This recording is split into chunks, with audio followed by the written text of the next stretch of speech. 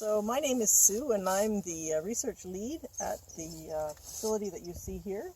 We've got a group of 12 greenhouses up here, and we've got 4 treatments happening within those greenhouses, so that means we have 3 reps of every greenhouse. As the research lead, I've designed the project and I kind of manage it, but I have a great team that helps me do all sorts of things on the project on a daily basis. So let me take you through. So just come with me.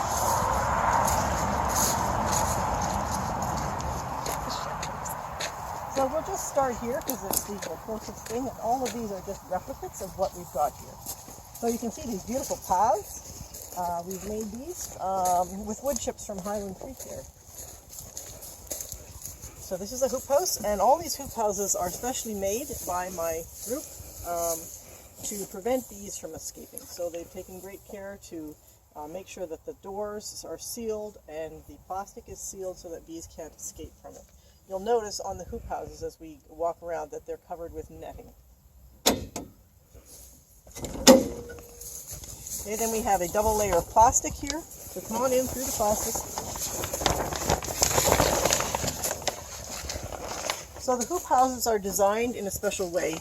On both sides we have a particular variety. All the hoop houses have the same variety of squash, and we've chosen to grow an acorn bush squash here. And that's because it's small and compact and can provide food for the bees. Now in the middle here we have an exposed area of soil, and what we were hoping is that the bees would nest in this exposed area of soil. However, they have different ideas, and so we're finding nests in and amongst the squash plants, and that's okay too. So you'll notice the netting, and you'll also notice we have a temperature gauge inside of every greenhouse, so we know what kind of temperatures we've got in here and whether they reflect the temperatures outside. So you'll notice in the nesting area there is a blue and a yellow stake, and what we're trying to figure out is whether bees prefer to nest near a landmark or away from a landmark, and if they have a preference for color. So do they prefer a yellow landmark or do they prefer a blue landmark? We've chosen these colors because yellow is the color of the squash bee flowers, and we've chosen blue because during collection of samples out in the wild, we've noticed that squash bees invariably end up in blue bowls. So we've chosen blue because perhaps that is a color that they're attracted to. Oh. So you'll notice as you look out onto the site that there are lots of squash planted outside of the hoop houses too, and these are different varieties than the ones that are in the hoop houses. We've got each variety marked. So this variety that you've got right here is called Red Warty Thing, and it's a vine pumpkin, and it produces a weird looking pumpkin that is not for eating but for Halloween. And the reason we've done this is because we want to compare how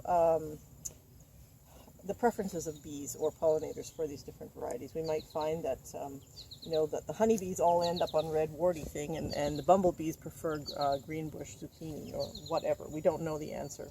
We're also looking at how the different varieties take up pesticide residues from the soil. So we'll look at those things, and then we're also going to look at nectar production, pollen production, and whether or not these varieties have a particular problem that we've noticed in the varieties in the greenhouse, and I'll show you that down there. So here's another project that my crew has been working on and designed. So what we have here is a nesting bed site, and we have 3 of them, one in that corner, one here, and one in the far corner. And we're hoping to see if there is any preference by squash bees for either grassed over areas or open areas. And I think in here, there's actually something that looks like a squash bee nest right there. And that's very different from this, which is an anthill. So we've actually likely got a squash bee that's moved into this nesting area. I haven't seen anything in the grass, but this will take time. This is a long-term project, probably a 5-year project, but we've laid it down and got it here now.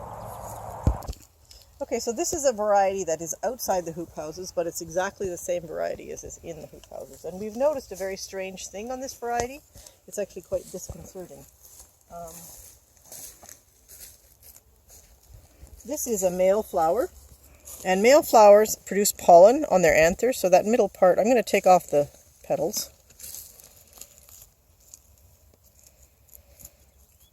So this middle part here, this yellow part here, is the anther, and that's what bears the pollen. And the pollen has all been stripped off of this flower. But what is interesting about this particular variety is that the nectary is underneath the anther. It's located underneath, you can't see it. And normally there would be little holes, little slits, one there, and one there, in the anther base so that bees could stick their tongues in and drink. However, in this variety, those slits are not there. And so it doesn't matter how much nectar this plant produces, bees can never get at it. Let's have a look at the nectaries. You can see that the nectaries are full of nectar. They're full of nectar because the bees can't get to them.